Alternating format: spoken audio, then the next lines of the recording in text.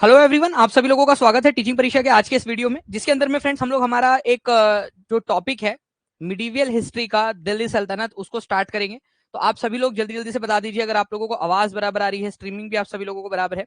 ये जो टॉपिक है फ्रेंड्स हमारा दिल्ली सल्तनत, ये काफी इंटरेस्ट में से पूछे जाते हैं। ठीक है, तो आपको काफी मजा आएंगी इसको पढ़ने में। इंटरेस्टिंग टॉपिक है आप लोगों का। और काफी सारे बच्चे हैं जिनको मुगल के बारे में तो पता होता है, मुगलों के बारे में या नाम कभी ना कभी उन्होंने सुना हुआ होता है, लेकिन वो दिल्ली सल्तनत को नहीं पढ़े होते हैं या उनको पता ही नहीं होता कि दिल्ली सल्तनत है क्या।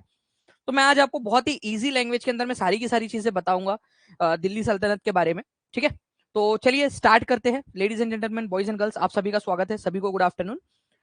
देखिए फ्रेंड्स, अगर मैं दिल्ली सल्तनत की बात करूं आप लोगों से, तो आप लोगों को एक चीज ध्यान रखनी है कि इस शब्द के अंदर में इस टर्म के अंदर में एक शब्द आया है दिल्ली। तो बेसिकली इसका मतलब यह है कि दिल्ली इनका जो है वो केंद्र था, केंद्र बिंदु था, और यहां से वो सल्तनत चलती थी। और इसके यहां से रहकर बाकी के जो शासक थे वो बाकी इलाकों के ऊपर में कंट्रोल करते थे। इसी वजह से इसको दिल्ली सल्तनत कहा जाता है। ओके, तो चलिए स्टार्ट करते हैं। देखिए फ्रेंड्स, अगर मैं बात करूं दिल्ली सल्तनत की, तो दिल्ली सल्तनत के बारे में पढ़ना हमारे लिए इसलिए भी इंपॉर्टेंट हो जाता है क्योंकि इसका केंद्र दिल्ली था और आज हमारे देश की राजधानी है दिल्ली। तो इसके बारे में पढ़ना है हम लोगों ने। काफी सारी इंटरेस्टिंग सी चीजें आप लोगों को पता चलेंगी कि कब दिल्ली जो है वो पहली बार राजधानी बनी। तो देखिए फ्रेंड्स, हुआ यूं कि दिल्ली जो है वो 12वीं शताब्दी के अंदर में उसका इंपॉर्टेंस बढ़ा, 12वीं शताब्दी के अंदर में। ठीक है, पहली बार दिल्ली तोमर राजपूतों के समय में राजधानी बनी थी। जो तोमर राजपूत थे, तोमर वंश के जो राजपूत थे, उन लोगों ने पहली बार दिल्ली को राजधानी बनाया। तो दिल्ली जो आज हमारी कैपिटल है, वो सबसे पहली बार कैपिटल किसके समय में बनी थी? तो तोमर राजपूतों के समय में बनी थी। ये आप लोगों को याद रखना है। ठीक है, इंपॉर्टेंट पॉइंट आप लोगों का।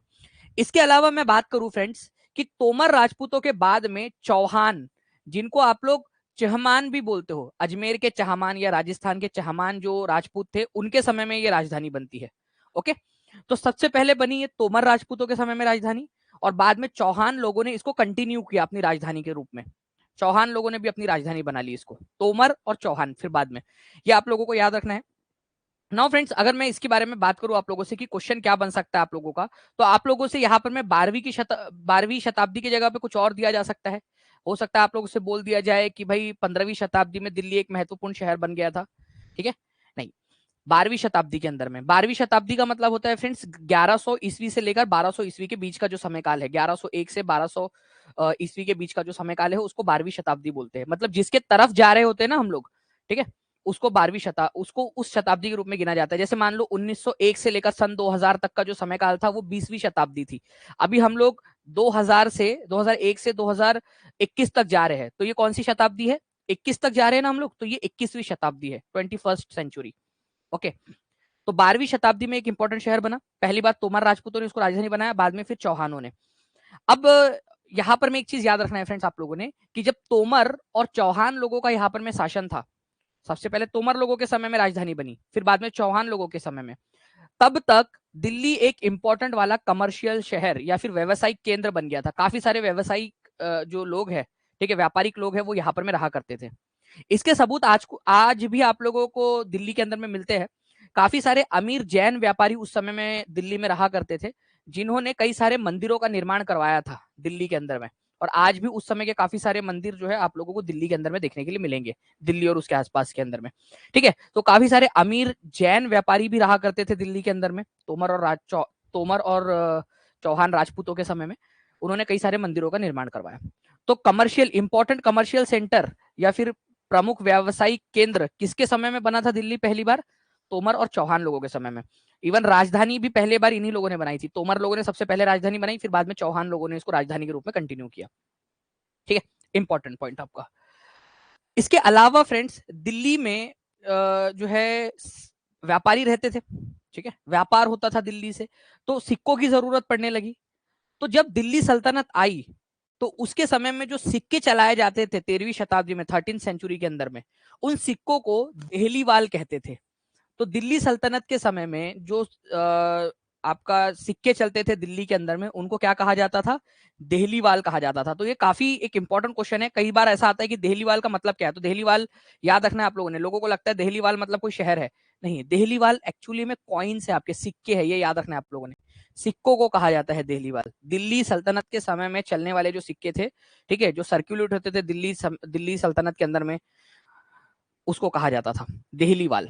मैं आप लोगों को इवन एक क्वेश्चन भी दिखाना चाहूंगा फ्रेंड्स, जो इसके ऊपर में आया था, आप लोग खुद भी इसका आंसर कर सकते हो। एग्जाम के अंदर में आया था ये क्वेश्चन आप लोगों का कि देहलीवाल क्या है, और स्टेटमेंट के रूप में भी पूछा जा सकता है आप लोगों से। तो देहलीवाल क्या है? कोई एक निवासी है दिल्ली का सिक्का है, दिल्ली का एक किला है, या ऊनी वस्त्र का एक प्रकार है? तो देहलीवाल क्या है आप लोगों का? एक सिक्का है, ये याद रखना है आप लोगों ने। दिल्ली का सिक्का, दिल्ली सल्तनत के समय में जो चलता था। एक और क्वेश्चन आप लोगों का, निम्नलिखित में से किसके अधीन दिल्ली पहली बार साम्राज्य की राजधानी बनी? फर्स्ट टाइम, ये आप लोगों को बताना है। पहली बार दिल्ली जो है वो राजधानी किसके समय काल के अंदर में बनी थी?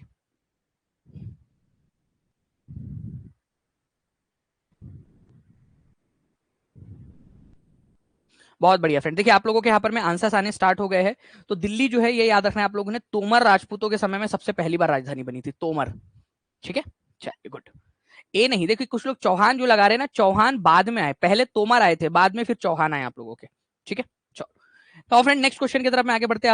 आप लोगों को बताना है यहाँ इस क्वेश्चन के अंदर में कि निम्नलिखित में से कौन सी वाली बात सही है? What is true regarding Delhi when it became an important commercial center? This was happened under Tomar and Chauhan. Tomar और चौहान लोगों के समय में हुआ था। इस समय में जैन जो व्यापारी थे, उन्होंने काफी सारे मंदिरों का निर्माण भी किया दिल्ली के अंदर में। तो कौन सी वाली बात सही है? तो देखो फ्रेंड्स, दिल्ली जो है एक इंपॉर्टेंट कमर्शियल सेंटर किसके समय काल के अंदर में बनी थी? ये वाली बात है आपकी। तो ऑब्वियस ही बात है, तोमर राजपूतों के समय में ये राजधानी बनी, और फिर बाद में चौहान लोगों ने इसको कंटिन्यू किया। तो तोमर और चौहान लोगों के समय में ये एक इंपॉर्टेंट शहर बन गया था आप लोगों का। ठीक है, और कमर्शियल सेंटर भी था।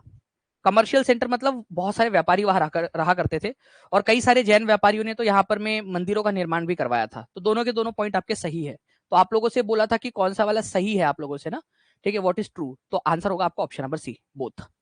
ठीक है, चलिए। अब देखिए फ्रेंड्स, मैं आप लोगों को एक और चीज बताना चाहूंगा यहाँ पर मैं। जब दिल्ली सल्तनत थी यहाँ पर, दिल्ली सल्तनत, तो दिल्ली सल्तनत के समय में काफी सारे शहरों का निर्माण भी हुआ था दिल्ली में।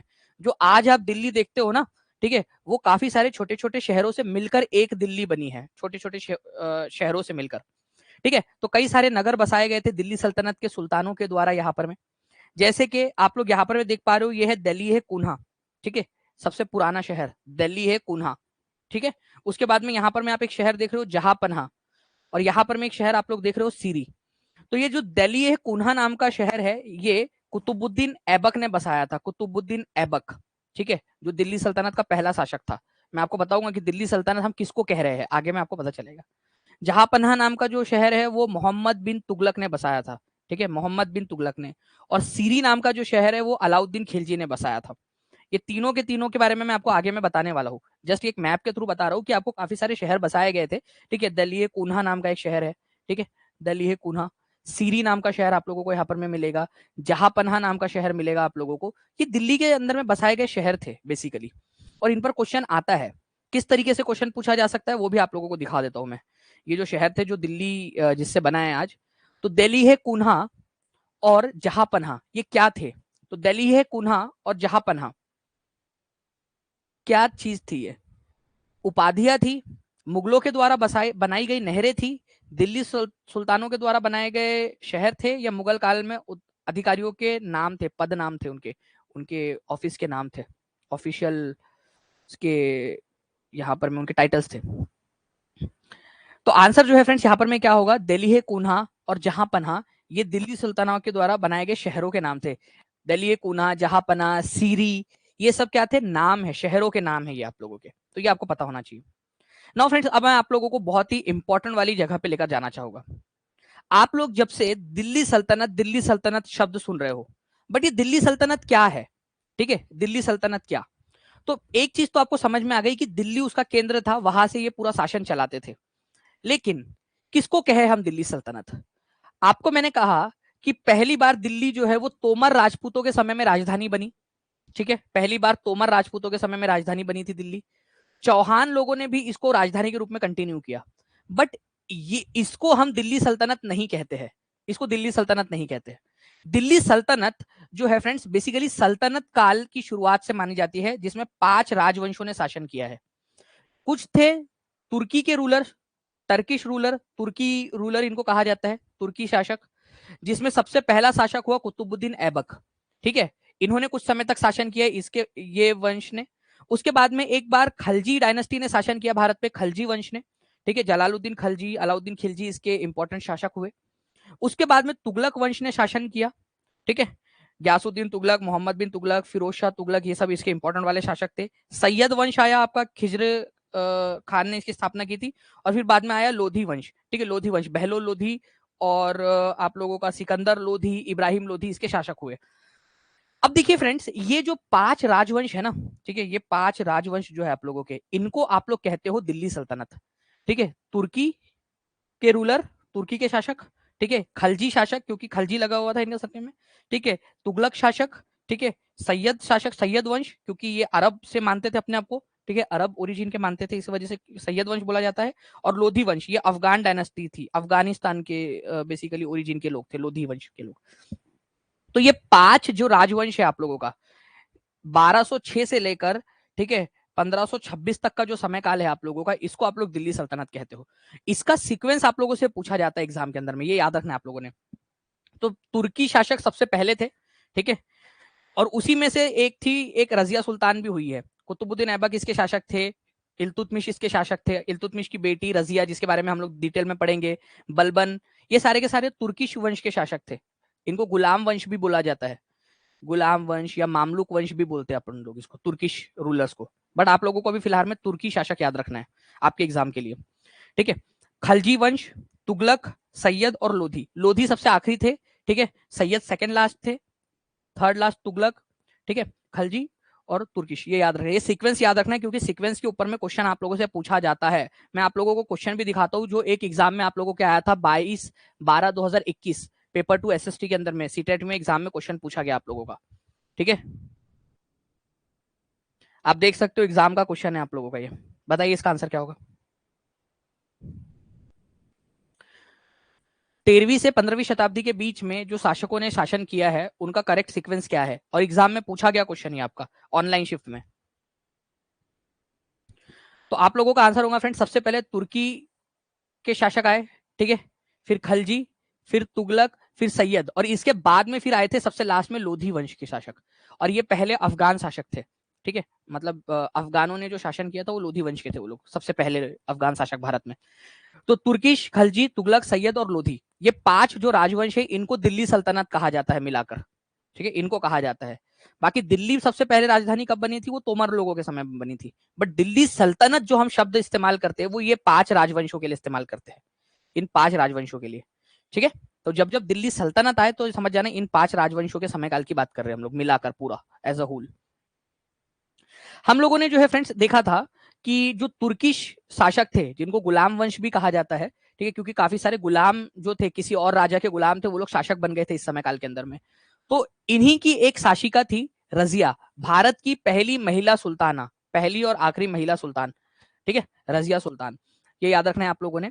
तो एक महिला शासिका थी, इसके बारे में थोड़ी जानकारी आप लोगों के सिलेबस में दिया गया है, तो ये आप लोगों को पढ़ना है। इस पर क्वेश्चंस कैसे पूछे जाते हैं वो भी मैं आप लोगों को बताऊंगा।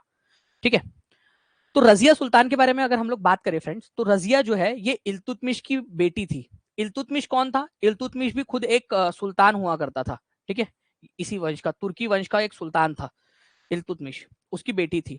तो रजिया कौन से वंश से बिलोंग करती थी, खलजी, तुगलक, सैयद, लोधी या तुर्किश, तो आपको याद रखना है तुर्की वंश से बिलोंग करती थी ये, या गुलाम वंश से बिलोंग करती थी। ठीक है, तो रजिया जो है वो इल्तुतमिश, सुल्तान इल्तुतमिश की बेटी थी।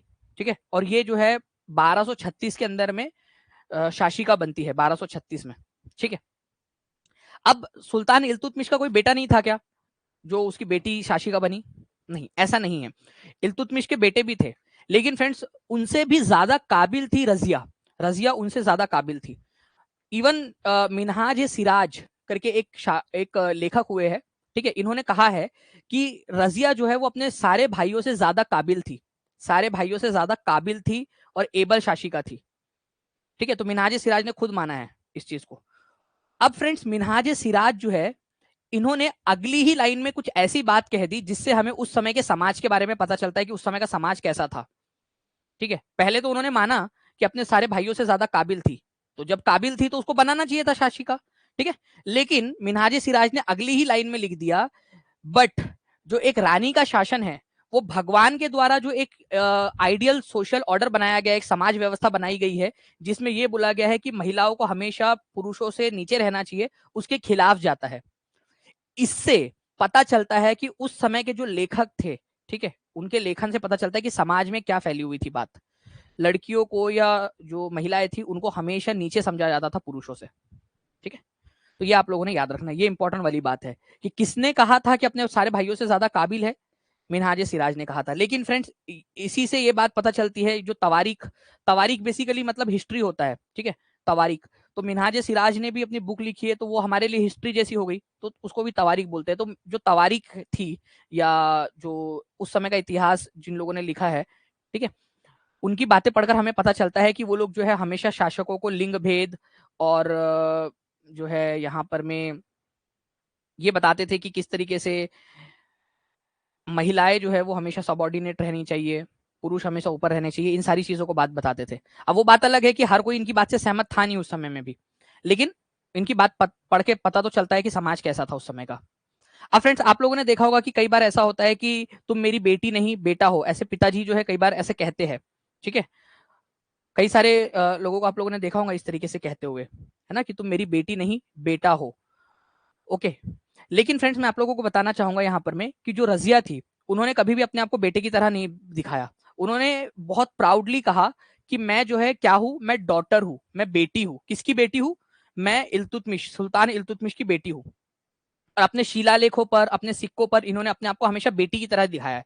प्राउड बेटी थी ये, ठीक है, प्राउड बेटी थी और उसको ये कहने में कोई हिचक नहीं थी कि मैं एक बेटी हूं, लड़की हूं और मुझे इस बात पे गर्व है, ठीक है।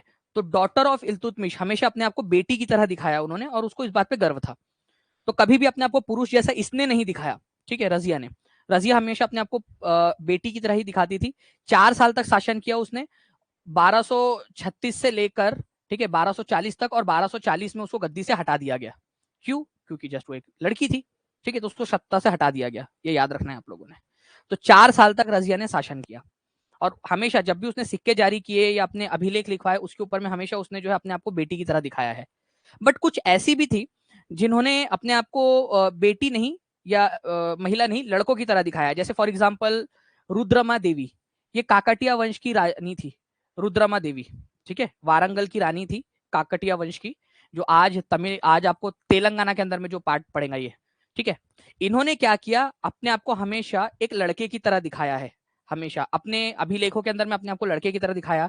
मैं जाता हूँ, खाता हूँ, पीता हूँ, सोता हूँ, मतलब मैं गया, मैंने खाया, इस तरीके से, मतलब लड़के की तरह अपने आप को हमेशा प्रस्तुत किया उन्होंने अपने अभिलेखों के अंदर में। तो काकटिया वंश की जो रानी थी रुद्रमा देवी, ठीक है, उन्होंने क्या किया, अपने आप को लड़कों की तरह दिखाया था अपने इंस्क्रिप्शन के ऊपर में, अपने सिक्कों के ऊपर में। तो ये याद रखना है आप लोगों ने। रुद्रमा देवी कौन से वंश की रानी थी? काकटिया वंश की रानी थी, वारंगल की। इंपॉर्टेंट है ये बात, आपसे पूछ सकते हैं। तो रजिया ने अपने आप को दिखाया है कि लड़कों की तरह नहीं, रजिया ने अपने आप को लड़कियों की तरह ही दिखाया है। बट काकटिया वंश की जो रानी थी रुद्रमा देवी, उन्होंने अपने आप को लड़कों की तरह दिखाया, ठीक है। तो ये आप लोग याद रखोगे। तो काफी सारी ऐसी महिलाएं भी हुई है हमारे भारत के अंदर में जिन्होंने शासन किया है। एक मैं आपको बताना चाहूंगा, कश्मीर के अंदर में एक शासिका हुई थी कश्मीर की, जिनको दिद्दा के नाम से जाना जाता है। तो कश्मीर की शासिका थी दिद्दा। अब ये दिद्दा शब्द उसको क्यों दिया गया, ये उपाधि क्यों दी गई थी? आज भी सभी लोग उनको दिद्दा के नाम से ही जानते हैं, ठीक है। तो दिद्दा बेसिकली जो है ना, दीदी से आया है शब्द, या फिर बड़ी जो सिस्टर होती है उनको दीदी बोलते हैं, है ना। तो प्रजा ने प्यार से उनको नाम दिया था दीदी या दिद्दा। जैसे आपको पता होगा जो बड़ी बहन होती है वो मम्मी की तरह आपकी देखभाल करती है, ठीक है। एक बार एक क्या हुआ कि एक साधु थे, ठीक है, संत, वो पहाड़ पर चढ़ रहे थे, ठीक है, उनके पास में उनका सामान था, वो पहाड़ पर चढ़ रहे थे। वहीं पे उन्होंने देखा कि एक पहाड़ी लड़की है, ठीक है, वो अपने भाई को, ठीक है, अपने पीठ पर रखकर वो भी पहाड़ के ऊपर में उधर में जा रही है। अब वो जो साधु थे उनको बड़ा दया आई उस लड़की के ऊपर में, ठीक है। उन्होंने बोला उस लड़की से कि बेटा यार मुझे ना तुम पे बहुत दया आ रही है, मुझे दर्द हो रहा है कि तुम इतना बोझ लेकर ऊपर जा रही हो, तुम इतनी छोटी सी हो खुद और इतना बोझ लेकर जा रही हो। तो वो लड़की ने जो बात बोली वो बड़ी जो है फ्रेंड्स यहाँ पर मैं मन को छूने वाली है। उसने कहा कि महात्मा जी मेरे पास कहाँ बोझ है, ये बोझ थोड़ी है, ये तो मेरा भाई है, बोझ आपके कंधों पे है, आप जो लेकर जा रहे हो सामान, मेरा भाई बोझ थोड़ी है, ये तो मेरा भाई है। तो बेसिकली जो बड़ी बहन होती है वो इस तरीके से सोचती है, उसको बोझ बोझ नहीं लगता है। ठीक है, जिंदगी के अंदर में ये काफी सारी चीजें अगर आप देखोगे, अपना जो अगर मानसिक, अगर हमारा नजरिया कुछ इस तरीके का रहे कि हम ये सोचे कि बोझ नहीं है, ये तो हमारा अपना है, तो काफी सारी चीजें जो है ना वो सही से चलने लगती है। चलिए, तो दिद्दा इसको कहा जाता था, बड़ी बहन की तरह थी अपनी प्रजा के लिए, इसी वजह से उसको दिद्दा बोला गया था। तो दिद्दा कश्मीर की शासिका हुई थी, ये याद रखना है आप लोगों ने। यह किसने लिखा था रजिया के बारे में कि वो अपने भाइयों से काफी काफी ज्यादा जो है वो लायक थी?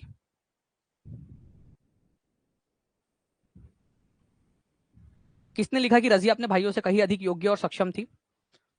तो ये लिखा था मिनहाज ए सिराज ने, मिनहाज ए सिराज ने, ये याद रखना है आप लोगों ने। कहा गया भाई मिनहाज ए सिराज। मैं आपको बता दूं, मिनहाज ए सिराज की जो बुक है वो भी आप लोगों ने याद रखनी है। एक बुक का नाम बता रहा हूं आप लोगों को, वो याद रखेंगे आप लोग। ठीक है, तबाकत ए नासिरी, तबाकत, तबाकत ए नासिरी,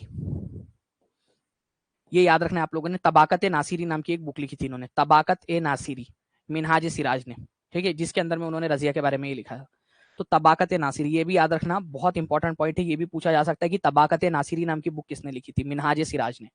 ठीक है, तो इसको याद रखेंगे आप सभी लोग। इस क्वेश्चन का आंसर करना चाहोगे आप लोग? स्टेटमेंट वाला क्वेश्चन है और मुझे उम्मीद है कि आप लोग बहुत अच्छे से आंसर कर लोगे। मैं थोड़ा सा यहाँ पर मैं स्क्रीन से हट जाता हूँ ताकि आप लोग देख सके अच्छे से इसको।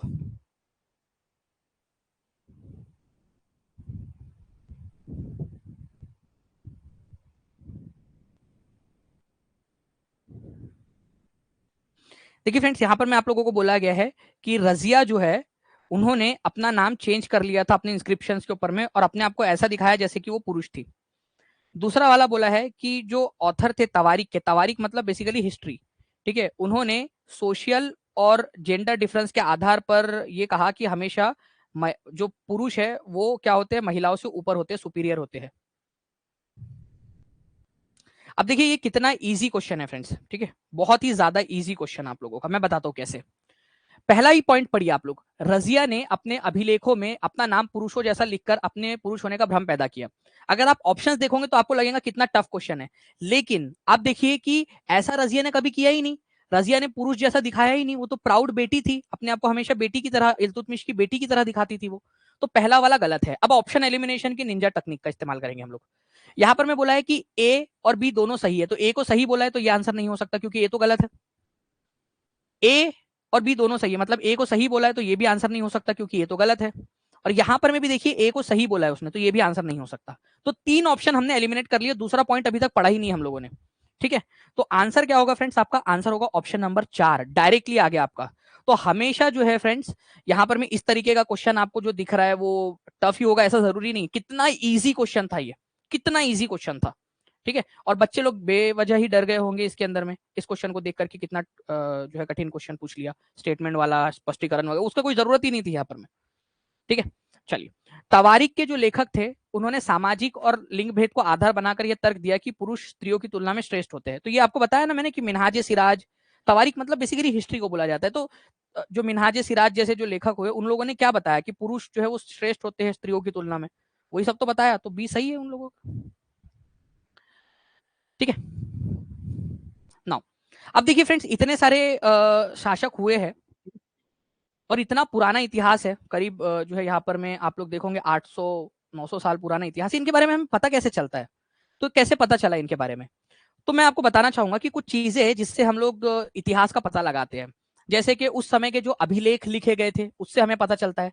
अभिलेखों के अंदर में कुछ ना कुछ लिखाया गया था, जैसे रजिया ने अपने अभिलेख लिखवाए थे, ठीक है, जिसमें उसने बताया कि वो एक बेटी है, प्राउड बेटी है। ठीक है, इसके अलावा जो उस समय के सिक्के हुए हैं, ठीक है, कोई भी समय काल के, वो भी हमें इतिहास के जानकारी देते हैं, इतिहास जानने का एक स्रोत है सिक्के। इसके अलावा उस समय में जो भवन वगैरह, आर्किटेक्चर, जो वास्तुकला थी उस समय की, उससे भी हमें पता चलता है, भवन निर्माण कला के बारे में पता चलता है कि कैसे वो लोग भवन निर्माण करते थे, बिल्डिंग्स बनाते थे, मंदिर मस्जिद जो भी बनाते थे वो लोग कैसे बनाते थे। तो वो सारी चीजों का ज्ञान उस समय की बिल्डिंग्स को देखकर पता चलता है हमें। तो अभिलेख, सिक्के, आर्किटेक्चर उनके समय के, इनसे हमें काफी सारी जानकारी मिलती है। एक और सोर्स है हमें इतिहास के बारे में जानने का उस समय के, और वो है उस समय लिखी गई बुक्स, ठीक है। पर्शियन भाषा में, फारसी भाषा में अगर एक दिन का कोई ब्यौरा लिखता है, एक दिन के बारे में जानकारी लिखता है, तो उसको तारीख कहा जाता है, ठीक है, तारीख, एक दिन के बारे में जानकारी। और अगर एक से ज्यादा दिन के बारे में जानकारी उसमें दी गई है तो उसको तवारीख कहा जाता है, तवारीख। तो तवारीख बेसिकली हमारे लिए हिस्ट्री हो गई, ठीक है, हिस्ट्री, जो उस समय की हिस्ट्री लिखी गई थी। एक से ज्यादा के बारे में, दिनों के बारे में जो जानकारी हमें मिल रही है, ठीक है, उसको तवारीख कहा जाता है। तो हिस्ट्री को, मतलब तवारीख को हम हिस्ट्री मान सकते हैं, हिस्ट्री उस समय की। काफी सारे जो उस समय के लेखक थे उन्होंने बुक्स लिखी है, तो वो आज हमारे लिए तवारीख की तरह काम करती है या हिस्ट्री की तरह काम करती है। दिल्ली सल्तनत के समय में काफी सारे लेखक हुए जिन्होंने तवारीख लिखी है या हिस्ट्री लिखी है। और ये हिस्ट्री कौन सी भाषा में लिखी थी उन्होंने? कौन सी भाषा में लिखी थी? पर्शियन भाषा में, फारसी भाषा में, क्योंकि यही भाषा थी दिल्ली सल्तनत के समय में एडमिनिस्ट्रेशन की भाषा। मतलब उस समय में यही भाषा चलती थी दिल्ली सल्तनत के अंदर में, जो दरबार वगैरह होता था उसके अंदर में। तो इसी वजह से एक कहावत भी बनी आप लोगों की, क्योंकि दिल्ली सल्तनत और मुगलों दोनों के समय में पर्शियन भाषा, फारसी भाषा जो है वो बोली जाती थी दरबार के अंदर में। तो हाथ कंगन को आरसी क्या और पढ़े लिखे को फारसी क्या, जो भी पढ़ा लिखा इंसान है उसको तो फारसी आएंगी ही, क्योंकि भाई उस समय की मतलब एडमिनिस्ट्रेशन की भाषा थी वो। तो हाथ कंगन को आरसी क्या और पढ़े लिखे को फारसी क्या, ये वो कहावत ही बन गई थी। तो पर्शियन भाषा में उस समय में दिल्ली सल्तनत में कामकाज चलता था, तो पर्शियन भाषा में ही ये तवारीख वगैरह इन्होंने लिखा है। ये याद रखेंगे आप लोग, तवारीख, हिस्ट्री। अब ये जो तवारीख लिखी है, कौन लिख सकता है ये तवारीख? भाई जिसको लिखना पढ़ना आता हो, ठीक है, तो जिसको लिखना पढ़ना आता है वही जो है वो तवारीख को लिख पाएगा, ये आप लोगों ने याद रखना है। तो तवारीख के जो लेखक थे वो पढ़े लिखे लोग थे, सबसे पहली बात ये याद रखना आप लोगों ने, लर्नड मैन हुआ करते थे। सुशिक्षित जो लोग थे वही तवारीख लिख सकते थे, तो पढ़े लिखे लोगों ने लिखा। अब ये पढ़े लिखे लोग क्या करते थे? सेक्रेटरीज हुआ करते थे, सचिव वगैरह जो दरबार में काम करते थे, एडमिनिस्ट्रेटर, प्रशासक लोग या दरबारी लोग जो होते थे, उन लोगों ने ये तवारीख लिखी है। क्योंकि उस समय इंटरनेट तो था नहीं, ठीक है, पबजी नहीं था, टीवी नहीं थी, तो बैठे बैठे क्या करे, तो क्या करेंगे, लिखते रहते थे वो लोग अपना मस्त पैकी, कोई और काम धंधा तो था नहीं उनके पास में दूसरा। तो जो तवारीख लिखी गई है या हिस्ट्री लिखी गई है वो सुशिक्षित जो पढ़े लिखे लोग होते थे, जैसे कि दरबार में काम करने वाले लोग या प्रशासक लोग, वही लोग लिखा करते थे, ठीक है, क्योंकि उनको पढ़ना लिखना आता था। इन्होंने जो है फ्रेंड्स राजा को कहा कि राजा ने हमेशा न्याय करना चाहिए, न्याय संगत शासन के ऊपर में इन्होंने बल दिया कि राजा ने न्याय करना चाहिए। बट अभी मैं आप लोगों को इनका दोगलापन दिखाता हूं थोड़ी देर के अंदर में। इन्होंने एक तरफ तो कहा कि राजा ने हमेशा क्या करना चाहिए, जस्ट रूल, जस्ट मतलब जस्टिस के ऊपर में ज्यादा ध्यान देना चाहिए, राजा ने न्याय करना चाहिए, राजा ने हमेशा गद्दी पे बैठकर, ओके। तो न्याय संगत शासन पर बल देने की बात इन्होंने कही। लेकिन फ्रेंड्स जब बात आई इनकी खुद की और राजाओं की कि राजा के बाद में कौन बनेगा राजा दूसरा, या फिर उनके दरबार में कौन दरबारी बनेगा, तो उन्होंने दूसरे ही बार में ये बोल दिया राजा को, ठीक है, कि भाई राजा ने न्याय संगत शासन तो करना ही है, लेकिन उसने आइडियल जो सोशल ऑर्डर है, ठीक है, उसको भी उसने रखना है, जैसे बर्थ राइट, जन्म सिद्ध अधिकार।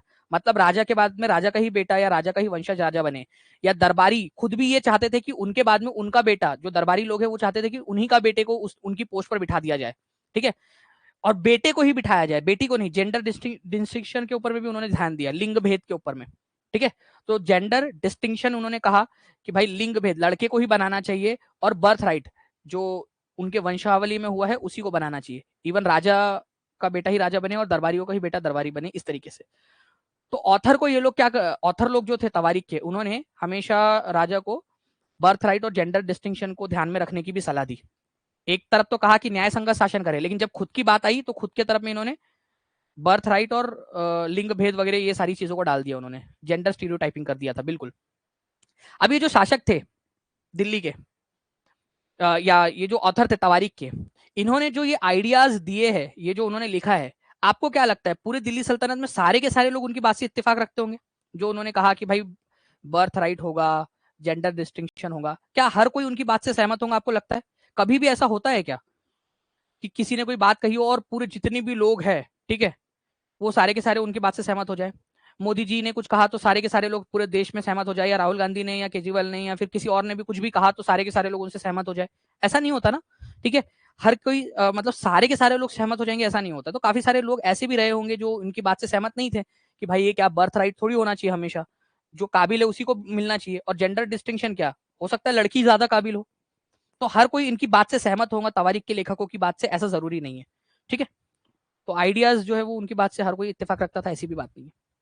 अभी जो तवारीख के लेखक थे फ्रेंड्स, आप लोगों ने याद रखना है ये जनरली सिटीज में रहा करते थे। कहां पर में रहते थे? शहरों में। तो जो भी इन्होंने जानकारी दी है आप लोगों को वो शहरों के बारे में दी है, और ये शायद ही कभी गांव में जाते होंगे, शायद ही कभी गांव में जाकर रहे होंगे या जाते होंगे ऐसा विजिट करने, नहीं तो हमेशा मस्त है कि दिल्ली में ऐशो आराम की जिंदगी जीते थे ये लोग, ठीक है, दिल्ली में रहते थे। तो मेनली सिटीज के अंदर में रहा करते थे, शहरों के अंदर में, नगरों के अंदर में रहते थे, विशेषकर दिल्ली के अंदर में, ये जो तवारीख के लेखक थे। ओके, और इन्होंने क्यों लिखी ये बुक या तवारीख या हिस्ट्री क्यों लिखी इन्होंने? इनको लगता था कि जो है राजा खुश होगा अगर ये लिखेंगे, राजा के बारे में अच्छा अच्छा लिखेंगे तो राजा खुश होगा, इनको शाबाशी देगा, इनाम और इकराम देगा। इनाम इकराम मतलब रिवॉर्ड्स देगा, पैसे देगा, ठीक है, सोने के सिक्के, अशरफिया, दहलीवाल वगैरह ये सब देगा उनको। तो ये जो लोगों ने क्यों लिखा था, इन्होंने लिखा था इस होप में कि इनको रिच रिवॉर्ड दिया जाएगा, इनाम और इकराम वगैरह इनको दिया जाएगा, रिवॉर्ड वगैरह दिया जाएगा। इनाम इकराम एक शब्द है बेसिकली, ठीक है, जो जनरल भाषा में हम लोग इस्तेमाल करते रिवॉर्ड के लिए, ठीक है, इनाम मिलेगा, सरदार खुश होगा, शाबाशी देगा, इस तरीके से, ठीक है, और कुछ पैसे भी दे देगा। तो ये आप लोगों ने याद रखना है। अब इस पर कुछ क्वेश्चंस आप लोगों से मैं पूछना चाहूंगा, तो ध्यान से आप लोग देखिए और आंसर कीजिए इनका।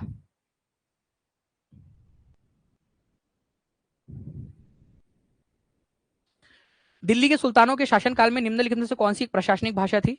ठीक है, तो फारसी भाषा थी, ये याद रखना है आप लोगों ने, फारसी भाषा, ठीक है, पर्शियन भाषा के अंदर में प्रशासन चलता था दिल्ली सल्तनत में। एक बड़ा सा क्वेश्चन आपका स्टेटमेंट वाला, मैं चाहूंगा कि आप लोग इसका भी आंसर करें।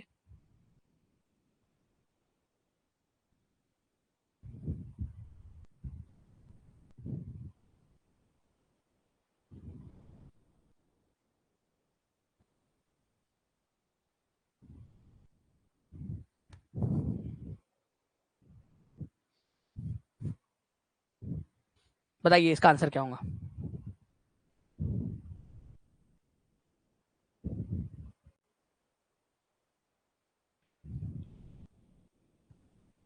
देखिए फ्रेंड्स, आप लोगों से यहाँ पर में क्या कहा गया है, आप लोगों से कहा गया है कि दिल्ली के सुल्तानों के समय तवारीख के लेखकों ने जन्म सिद्ध अधिकार और लिंग भेद पर आधारित आदर्श समाज व्यवस्था बनाए रखने की सलाह दी। तो उन्होंने तो बिल्कुल कहा था कि जन्म सिद्ध अधिकार होना चाहिए, लिंग भेद को ध्यान में रखना चाहिए, राजा ने बिल्कुल ये सलाह तो उन्होंने दी थी, ठीक है। उनके विचारों से सारे लोग सहमत थे। क्या आपको लगता है कि सारे के सारे लोग उनकी बात से सहमत थे? सारे के सारे पूरा समाज उनकी बात से सहमत था, सारे लोग? यहाँ पर में जब ये एवरीबडी, नो बडी, ठीक है, और यहाँ पर में none of the, none, all ऐसे शब्द आते हैं ना, तब आप लोगों को बहुत ध्यान देना है वहां पर में। तो सारे के सारे लोग कैसे सहमत हो सकते हैं उनकी इस बात से? कोई तो होंगे जो उनकी बात से सहमत नहीं भी होंगे, तो कई सारे लोग ऐसे भी थे जो उनकी बात से सहमत नहीं थे। तो ये वाला आपका गलत है, जो मैंने आपको स्पेसिफिकली बताया भी था, ठीक है, कि सारे के सारे लोग सहमत होंगे ऐसा नहीं होता है कभी। तो आंसर आपका बी गलत है। तो देखो दोनों, बी सही है बोल रहा है, ये आंसर नहीं हो सकता आपका, ठीक है, बी सही है, ये भी आंसर नहीं हो सकता, और यहां पर मैं देखो बी सही है बोला है, तो ये भी आंसर नहीं हो सकता। तो आप देखिए कि कितना इजी क्वेश्चन था, स्टेटमेंट वाला क्वेश्चन बोला गया कि स्पष्टीकरण, लेकिन आप देखिए कि उसका काम ही नहीं पड़ा हमें, है ना। तो आप लोगों ने घबराना नहीं है ऐसे क्वेश्चन से, कई बार ये क्वेश्चन आपके इजी रहते हैं, मैंने आपको पिछले पिछले क्वेश्चन में भी बताया ऐसे वाले, और ये भी क्वेश्चन मैंने आपको दिखा दिया। तो बिल्कुल भी आपने घबराना नहीं है। 3 इसका आंसर होगा, ए सही है, बी गलत है। बस कंसेप्ट क्लियर हो, बाकी कोई दिक्कत नहीं है आप लोगों को, और कंसेप्ट मैं आप लोगों को क्लियर करवा ही रहा हूँ अच्छे से, ठीक है। और आगे में भी ऐसे ही कराऊंगा, रिवीजन भी आप लोगों को कराऊंगा, काफी सारे क्वेश्चन ऐसे हम लोग करेंगे। एक क्वेश्चन आप लोगों को बताता चाहूंगा मैं यहाँ पर, में बताइए इसका आंसर क्या होगा आप लोगों का। आप लोगों से कहा गया है कि दिल्ली सल्तनत के सुल्तानों के लिए लिखी गई तवारीख के विषय में, ठीक है, कौन सी वाली बात सही है? ठीक है, तो दिल्ली सल्तनत की प्रशासनिक भाषा उर्दू थी, क्या उर्दू थी प्रशासनिक भाषा, ये आप लोग बताएंगे। इसके अलावा जो है फ्रेंड्स, तवारीख उन लोगों द्वारा लिखी गई जो शायद ही नगरों में रहते थे, ठीक है, वो कभी कभी ही नगरों में रहते होंगे या शायद ही कभी नगरों में रहे होंगे, उन लोगों ने लिखी थी। तवारीख के लेखक शासकों को अच्छे शासन की आवश्यकता और न्याय संगत शासन पर बल देते थे, ठीक है, वो बोलते थे कि अच्छा शासन होना चाहिए। लेखकों द्वारा तवारीख सुल्तानों से ढेर सारे इनाम इकराम पाने के लिए नहीं लिखी गई थी, नहीं लिखी गई थी, ऐसा बोल रहा है। तो बहुत बढ़िया फ्रेंड्स, आप लोगों के आंसर्स आ गए यहाँ पर में। देखिए मैं बताता हूँ आप लोगों को, दिल्ली सल्तनत की प्रशासनिक भाषा उर्दू नहीं थी, क्या थी आप लोग मुझे कमेंट करके बताओगे, क्या थी दिल्ली सल्तनत की प्रशासनिक भाषा? बताइए, आप लोगों को याद हो गया होगा। तवारीख उन लोगों द्वारा लिखी गई जो शायद ही नगरों में रहते थे, शायद ही नगरों में रहते थे या शायद ही गांव में रहते थे वो लोग, शायद ही कभी गांव में रहते होंगे क्योंकि वो नगरों में ही रहते थे। तो यहाँ पर में जो शब्द बोला गया, hardly ever resided in cities, ये उल्टा बोला है उन्होंने कि शायद ही नगरों में रहते होंगे, नहीं, शायद ही नगरों में नहीं, वो नगरों में रहते थे ज्यादातर, और शायद ही कभी गांव में जाते होंगे वो लोग, ऐसा बोलना चाहिए था उसने, ठीक है। तो ये भी गलत है। ये शब्द, ये सेंटेंस को ध्यान से समझना है। इसका बोलने का मतलब क्या है, अगर आप इसको ध्यान से देखोगे तो उसका बोलना है कि शायद ही नगरों में रहते होंगे, अदरवाइज तो गांव में रहते थे, ऐसा बोलने का मतलब है उसका। ठीक है, इन्फरेंस अगर आप निकालोगे तो। ठीक है, तो यहाँ पर में ये गलत है, शायद ही नगरों में नहीं, शायद ही कभी गाँव में रहते होंगे, ऐसा बोलना चाहिए था उसने। तवारीख के लेखक शासकों को अच्छे शासन की आवश्यकता पर बल देते थे, न्याय संगत शासन के ऊपर में बल देते थे। बिल्कुल सही बात है। ठीक है, वो बात अलग है कि कई बार उन लोगों का वो लिंग भेद और यहाँ पर में बर्थ राइट आ जाता था बीच में, लेकिन जनरली वो बोलते थे कि न्याय संगत शासन होना चाहिए। तवारीख के लेखकों के द्वारा ये सारे इनाम इकराम पाने के लिए नहीं लिखी गई थी। भाई वो इनाम इकराम पाने के लिए तो लिखते थे। ठीक है, तो ये भी गलत है, उल्टा लिख दिया गया है। तो आंसर आप लोगों को ऑप्शन नंबर 3 होगा। समझ में आया आप लोगों को? इस तरीके से क्वेश्चन जो है फ्रेंड्स आप लोगों से पूछा जा सकता है एग्जाम के अंदर में, तो please be ready for these questions as well. ठीक है, किसी भी तरीके से आप लोगों से पूछा जा सकता है ऐसे क्वेश्चन। तो मैंने आज आप लोगों को जो पढ़ाया फ्रेंड्स, मैं चाहूंगा कि आप लोग इसको रिवाइज करें अच्छे से, क्योंकि नेक्स्ट लेक्चर के अंदर में जो आप लोगों का दिल्ली सल्तनत का लेक्चर रहने वाला है, नेक्स्ट वाला आप लोगों का, उसके अंदर में मैं आप लोगों को बताऊंगा कि आगे में दिल्ली सल्तनत के अंदर में और जो शासक हुए, ठीक है, उन्होंने कैसे शासन किया। ठीक है, उनमें क्या डिफरेंस था, स्पेशली मोहम्मद बिन तुगलक और अलाउद्दीन खिलजी के शासनकाल के अंदर में हमें डिफरेंस समझना है। ठीक है, बंदगान करके एक सिस्टम हुआ करता था दिल्ली सल्तनत के अंदर में, जिसमें गुलामों को खरीदा बेचा जाता था, वो क्या सिस्टम था, इसके बारे में हम लोग जानकारी हासिल करेंगे। तो बहुत सारी चीजें जिसको हम लोगों ने समझना है। ठीक है, आप लोग बस इतना ध्यान रखना कि जो रजिया सुल्तान थी ये तुर्किश वंश से बिलोंग करती थी, जो पहला वंश था दिल्ली सल्तनत का उससे बिलोंग करती थी, इल्तुतमिश की बेटी थी। और बाकी की चीजें जो मैंने आपको पढ़ाया वो आप लोग देखोगे उसको अच्छे से। स्टेटमेंट वाले क्वेश्चंस भी मैंने आप लोगों को कराया, मैंने बताया कि किस तरीके से हमेशा जो स्पष्टीकरण वाले क्वेश्चन होते हैं हमेशा ही ए और बी सही होगा, ऐसा जरूरी नहीं है आप लोगों का। ठीक है जी, हाँ, 2 अलग अलग पेपर होंगे शालिनी कुमारी जी उसके। चलिए, थैंक यू जी। चलिए, थैंक यू बरखा। मिलते हैं हम लोग हमारे नेक्स्ट लेक्चर के अंदर में फ्रेंड्स। जी हाँ, मुझे भी पता ही नहीं चलता किरण जी, आप लोगों के एग्जाम के अंदर में, आप लोगों के लेक्चर के अंदर में कि कब समय हो गया। तो आप लोग अच्छे से कीजिए इसको और पढ़िए। Thank you Nivedita. मिलते हैं हमारे नेक्स्ट लेक्चर में, तब तक ले take care and bye. God bless you all. Thank you very much friends, bye, thank you.